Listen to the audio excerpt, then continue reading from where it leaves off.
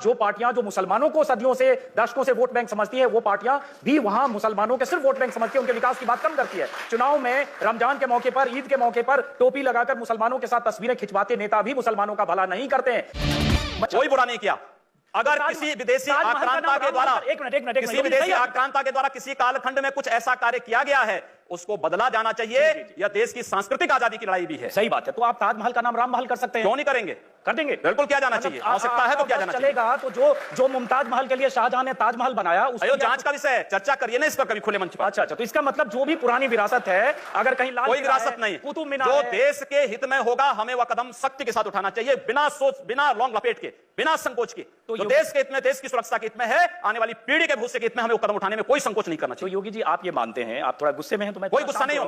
मैं आपको बता रहा हूं, आप चूंकि मुझे कह रहे हैं, मुझे भय है कि आपको फिर पसीना ना हो जाए। बिल्कुल नहीं, मैं चाहता हूं आप गुस्सा करिए, पसीना नहीं आएगा मुझे, चिंता मत करिए।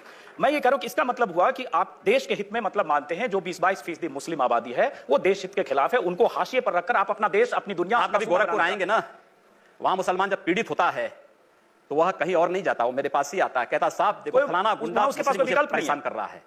और उत्तर प्रदेश सरकार से भी जो पीड़ित होता है तो भी मेरे पास ही आता है, कहीं और नहीं जाता है।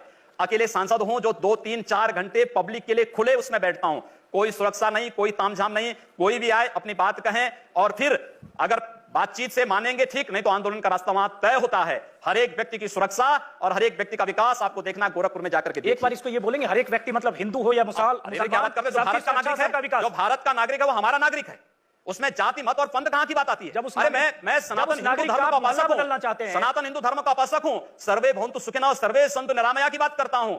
मैं किसी मत और मजहब का विरोधी नहीं, लेकिन जो भारत का विरोधी है मैं उसका विरोधी हूं सर, वो कोई भी हो मैं उसका विरोधी हूं।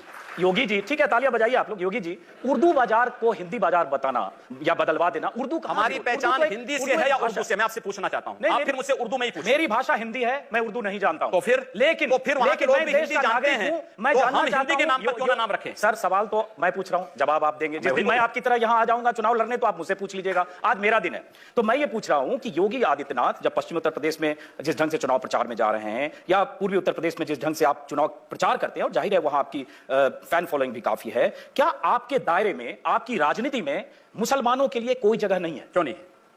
क्यों नहीं है? शाहनवाज हुसैन मेरे सबसे अच्छे मित्र हैं। अब डॉक्टर एपीजे अब्दुल कलाम को जब माननीय अटल बिहारी वाजपेयी जी ने राष्ट्रपति के लिए खड़ा किया था, सबसे पहला सांसद था जिन्होंने समर्थन किया था।